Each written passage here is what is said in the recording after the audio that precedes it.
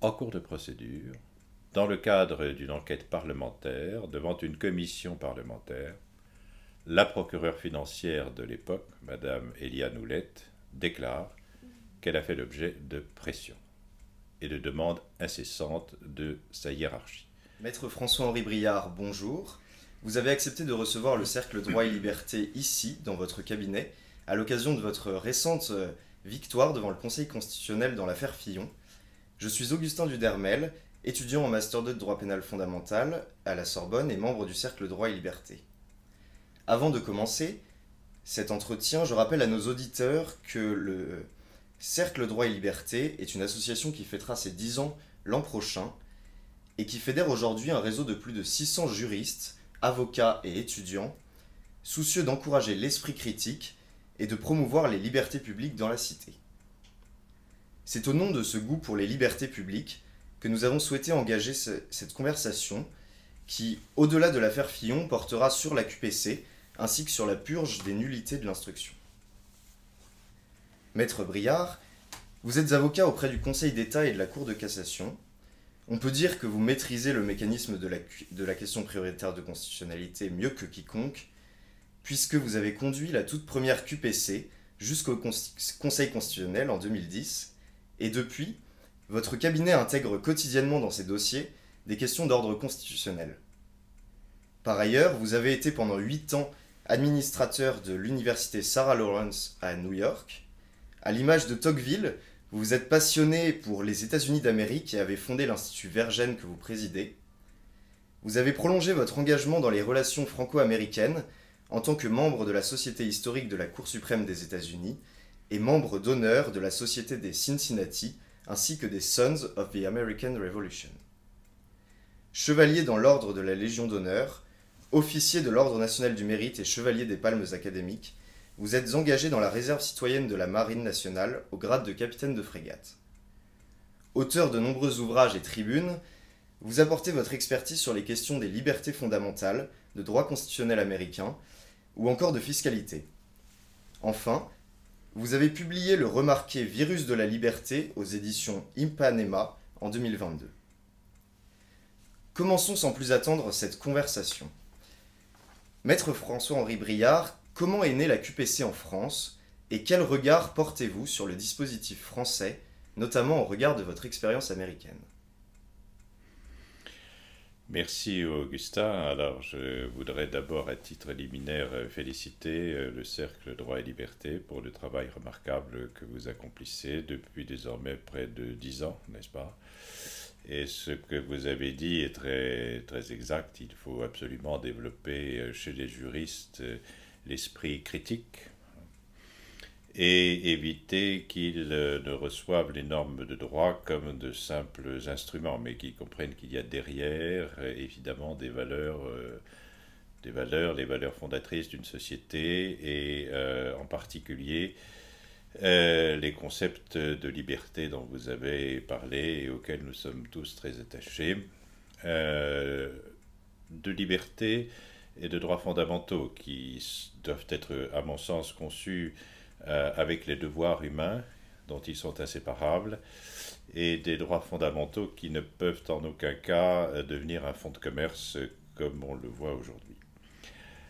Alors, écoutez, oui, la question prioritaire de constitutionnalité, je dirais qu'elle est entrée dans ma vie en 1993, parce que c'est en 1993 que j'ai accompli ma première visite à la Cour suprême des États-Unis, qui est une juridiction que je connais bien, que je fréquente depuis plus de 25 ans.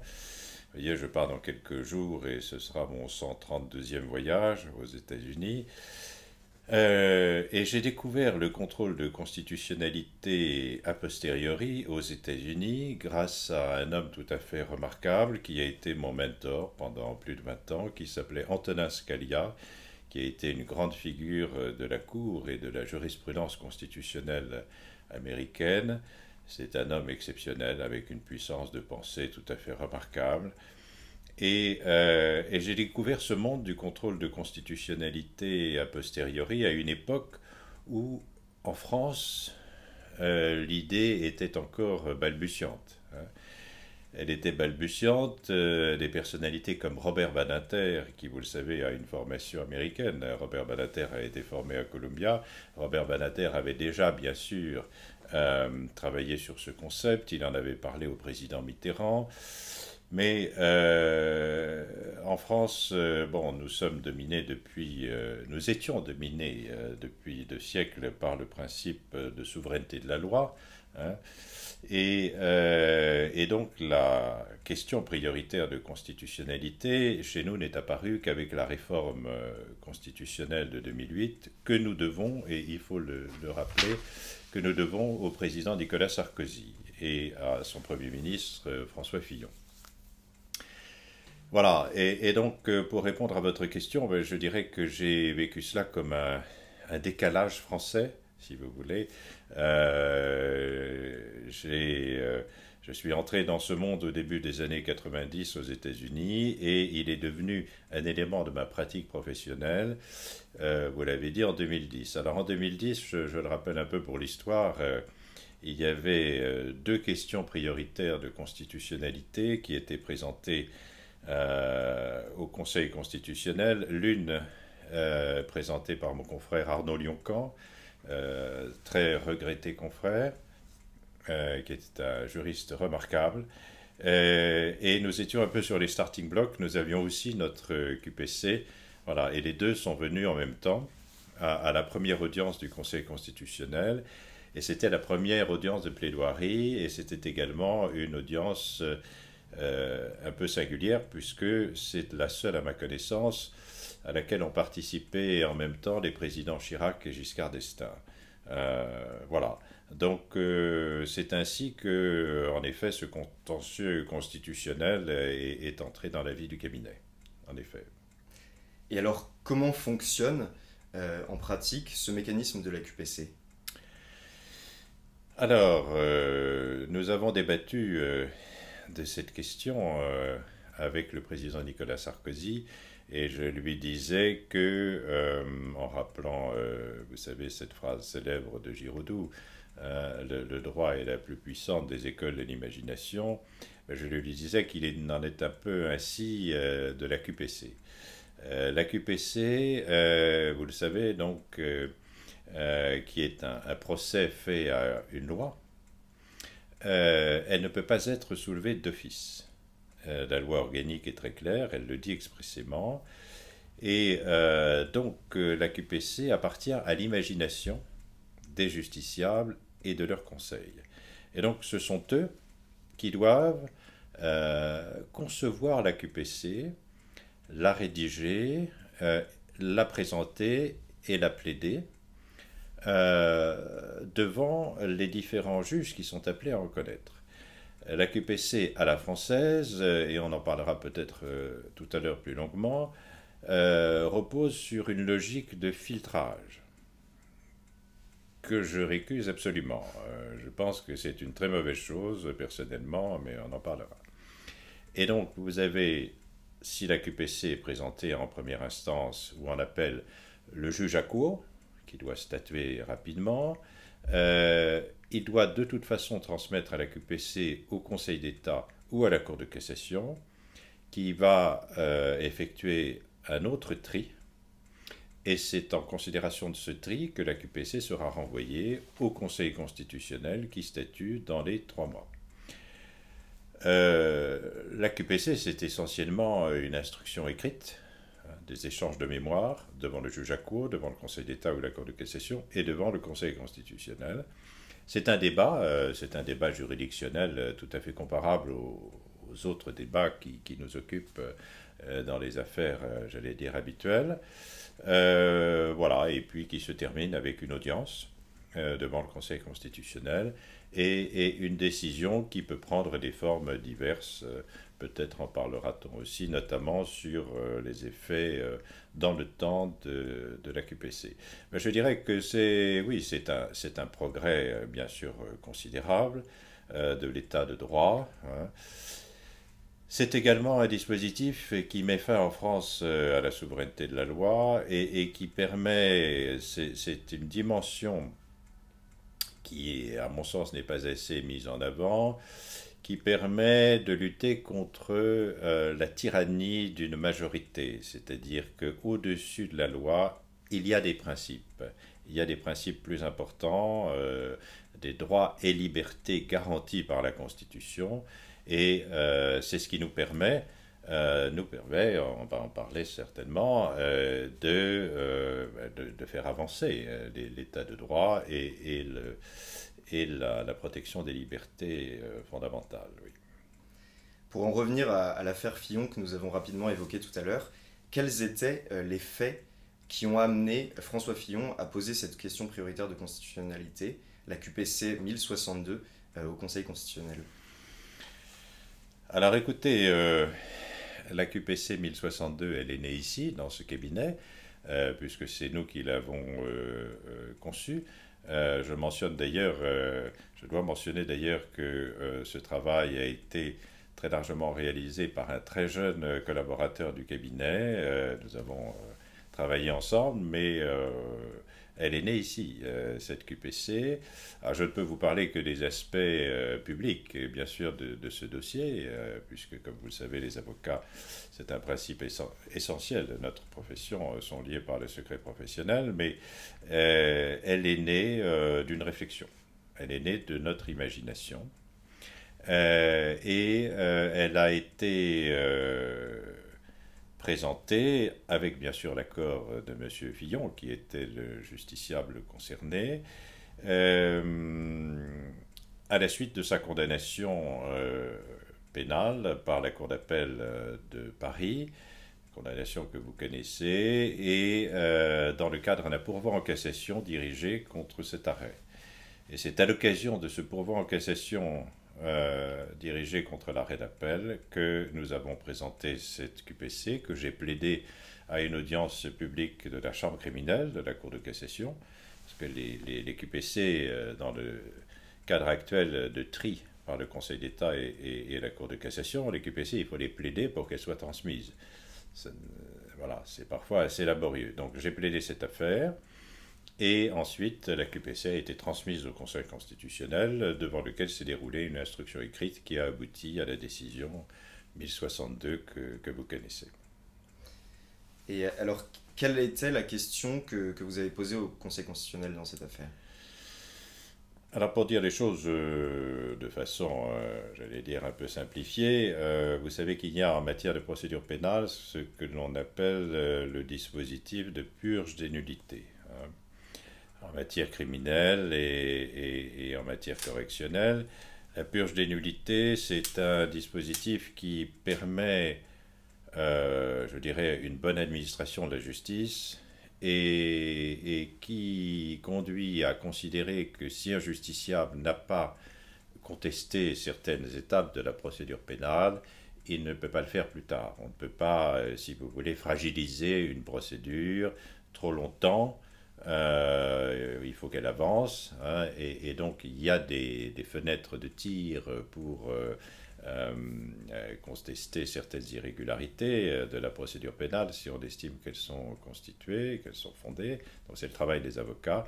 Puis ensuite, une fois que cette fenêtre de tir est fermée, les nullités sont présumées être purgées.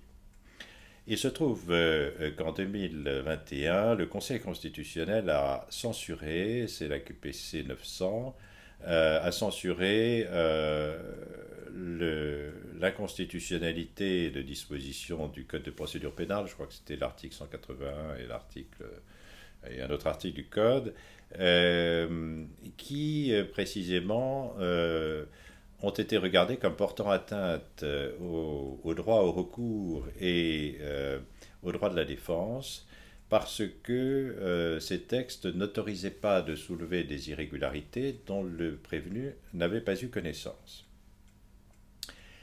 Et dans l'affaire Fillon, et encore une fois ce sont des considérations publiques, vous savez que toute la difficulté de l'impartialité de la procédure pénale conduite à l'égard de M. Fillon a tenu au fait que, en cours de procédure, alors que le tribunal correctionnel avait instruit le dossier, qu'il était sur le point de rendre sa décision, hein, en cours de procédure, dans le cadre d'une enquête parlementaire, devant une commission parlementaire, la procureure financière de l'époque, Madame Eliane Houlette, déclare qu'elle a fait l'objet de pression et de demandes incessantes de sa hiérarchie. Il y a eu ensuite une discussion sur ce thème. Vous savez que le Conseil supérieur de la magistrature a été saisi. Est-ce que c'était des pressions? Est-ce que c'était des tensions, comme le Conseil l'a dit?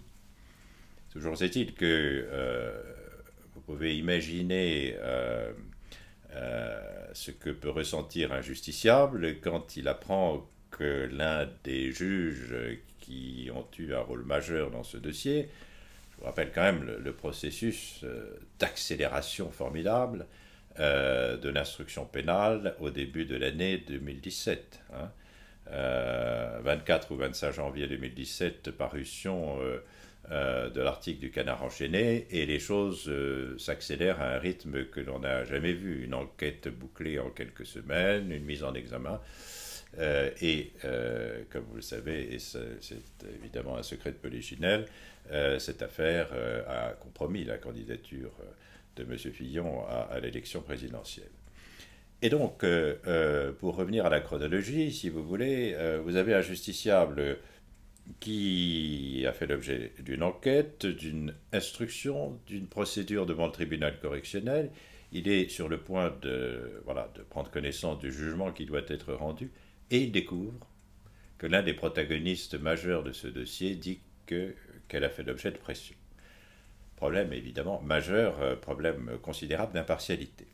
Il demande, et encore une fois c'est dans l'arrêt d'appel, et qui est public, il demande donc la nullité d'un certain nombre d'actes de procédure, et on lui répond « Ah mais, cher monsieur, il est trop tard.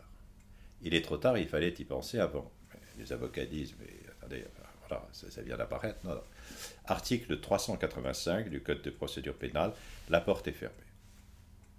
Et c'est là que nous avons imaginé ici, dans ce cabinet, la démonstration de cette QPC 1062 qui consistait à dire que on ne peut pas priver un justiciable du droit de contester une irrégularité en l'absence de manœuvre ou de dissimulation de sa part, évidemment, lorsque cette irrégularité apparaît tardivement pour des faits dont il n'a pu avoir connaissance. Et le Conseil constitutionnel nous a donné raison et a considéré que le premier alinéa, certains mots du premier alinéa de l'article 385 étaient contraires au droit au recours juridictionnel effectif et au droit de la défense. C'est donc une QPC qui a fonctionné. Et nous en sommes ravis. Mais alors, quels vont être les effets de cette décision, non seulement pour François Fillon, mais aussi pour les justiciables en général? Alors, les effets pour M. Fillon, c'est la Cour de cassation maintenant qui doit les apprécier. La nullité ayant été déclarée irrecevable par la Cour d'appel, je pense que la chambre criminelle de la Cour de cassation n'a pas d'autre choix que de casser cet arrêt, bien sûr, puisque dans le cadre d'un moyen de perte de fondement juridique, la Cour d'appel s'est fondée sur un texte inconstitutionnel, et ensuite il appartiendra à la Cour de renvoi, à la Cour d'appel de Paris, autrement composée, après cassation, de se prononcer sur cette nullité. Et c'est la raison pour laquelle vous avez peut-être observé que le Conseil constitutionnel a bien pris la peine de dire dans son communiqué de presse que sa décision ne préjuge en rien, bien sûr, de la décision qui sera prise par la juridiction pénale. Mais le débat devrait être à nouveau ouvert pour M. Fillon devant la Cour de renvoi sur le terrain de l'impartialité et je pense tout particulièrement sur celui de l'apparence d'impartialité. Vous savez que la théorie de l'apparence évidemment est très importante dans notre jurisprudence et dans la jurisprudence de la Cour européenne des droits de l'homme. Un justiciable a le droit d'être jugé par un tribunal indépendant et impartial, objectivement, C'est-à-dire qu'il ne faut pas qu'ils ressentent le moindre doute sérieux à l'égard de cette impartialité et de cette indépendance. Et les circonstances de ce dossier font que le justiciable concerné, à mon sens, est fondé à émettre des doutes très sérieux sur l'impartialité de la procédure dont il a fait l'objet. Et puis les conséquences pour les autres justiciables, vous avez vu dans la décision du Conseil constitutionnel donc, que le président Nicolas Sarkozy est intervenu à la procédure, de même que notre confrère Herzog et d'autres justiciables qui vont demander à bénéficier des effets de cette QPC. Et le Conseil constitutionnel, bien sûr, a pris la peine de dire dans sa décision 1062 que les effets de la QPC se produiront dans les instances en cours. Voilà, donc je pense qu'il y aura un effet sur le procès de M. Fillon, sur d'autres procès qui défraient un peu la chronique, et puis c'est quelque chose qui devrait, je pense, conduire le législateur à revoir le régime général des nullités de procédure et notamment pour permettre d'intégrer les nécessités du droit au recours et des droits de la défense quand l'irrégularité apparaît tardivement. Merci maître. Et pour finir, peut-être une question d'ordre plus général. Quel est votre point de vue sur la composition du Conseil constitutionnel et plus généralement sur le régime juridique de la QPC?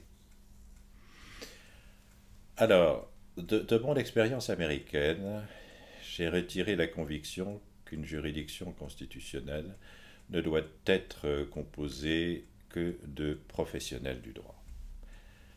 Des professeurs de droit, des magistrats, des avocats, bien sûr, des gens qui ont une formation juridique.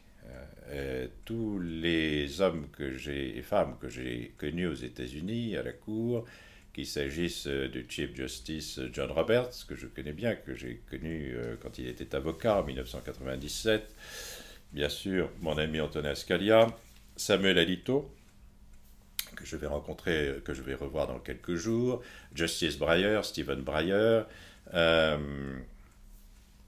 tous ces grands personnages de la Cour suprême des États-Unis sont des juristes. Sur tous les membres de la Cour nommés depuis 1790, depuis qu'elle a commencé à fonctionner, à New York d'ailleurs et non pas à Washington, je dirais qu'il y a 90-95% de nominees, de membres qui ont une formation juridique et qui ont été avocats et qui ont donc une connaissance de la société civile, une connaissance de la vie économique, une connaissance de la vie des affaires. Ça me paraît tout à fait fondamental. Et donc il faut cesser en France de nommer des membres qui n'ont pas de formation juridique, d'une part, et d'autre part, il faut cesser de nommer d'anciens politiques. Quelle que soit leur qualité intellectuelle, qui peuvent être et qui sont considérables, mais c'est une question de crédibilité, c'est une question d'image aussi de la juridiction constitutionnelle à l'étranger. Je peux vous dire qu'aux États-Unis, quand on voit dans les milieux professionnels du droit, et notamment à la Cour suprême, un conseil constitutionnel qui est composé d'anciens premiers ministres, d'anciens ministres, d'amis de tel ou tel, c'est impossible. Il faut nommer des professionnels. Donc sur la composition, je pense qu'il y a une évolution. J'ai publié dans les nouveaux cahiers du Conseil constitutionnel d'ailleurs un article sur ce thème. Il y a vraiment une évolution presque culturelle à intégrer, si vous voulez. La seconde réforme à laquelle je suis assez attaché, c'est la suppression du filtre. Il n'y a aucune raison aujourd'hui, plus de 10 ans après la mise en œuvre de ce nouveau régime constitutionnel, de ce nouveau dispositif, il n'y a aucune raison de maintenir le filtre. Le Conseil d'État et la Cour de cassation, bien sûr, ont pris leur place dans le système, mais il n'est pas normal qu'une juridiction constitutionnelle n'ait pas la maîtrise de son agenda. Et je peux vous dire que fréquemment, on plaide des QPC devant le Conseil d'État ou la Cour de cassation qui ne sont pas transmises et je suis convaincu que le Conseil constitutionnel les aurait acceptés. Qu'il y ait un tri, c'est normal. C'est normal. La Cour suprême retient, sur les 10 000 affaires qui lui sont présentées, elle en retient chaque année entre 65 et 80. Bon, et d'ailleurs, le nombre baisse actuellement. Mais qu'il y ait un filtre, oui, mais exercé par le Conseil constitutionnel. C'est le Conseil constitutionnel qui sait mieux que quiconque quelle question est susceptible de l'intéresser pour des raisons voilà, jurisprudentielles, de cohérence de sa politique jurisprudentielle, d'intérêt juridique, d'intérêt sociétal aussi. C'est quelque chose qui doit lui appartenir au Conseil constitutionnel. J'ajoute que lorsque dans le cadre d'une QPC, nous remettons en cause la portée effective d'une jurisprudence constante qui interprète une loi, ce qui est possible hein, dans le cadre des QPC. Bon, vous imaginez bien qu'on préfère plaider ça devant le Conseil constitutionnel plutôt que devant le Conseil d'État ou la Cour de cassation qui seront réticents à faire censurer leur propre interprétation. Voilà, donc ce sont les deux grandes réformes qui, me semble-t-il, sont nécessaires. Nous arrivons au terme de cette conversation passionnante. Maître François-Henri Briard, un grand merci de nous avoir reçus dans votre cabinet et d'avoir répondu à nos questions. Merci à nos téléspectateurs et merci à ceux qui soutiennent le Cercle Droit et Liberté. Si vous avez aimé cet entretien, n'hésitez pas à lui donner toute la visibilité qu'il mérite.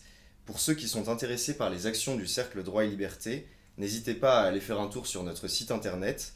Et pour rappel, le Cercle Droit et Liberté est une association apartisane qui refuse tout financement public et qui ne vit que grâce à la générosité de ses donateurs. Alors, si nos actions vous intéressent, n'hésitez pas à faire un don. Merci à tous et à très bientôt. Merci Augustin.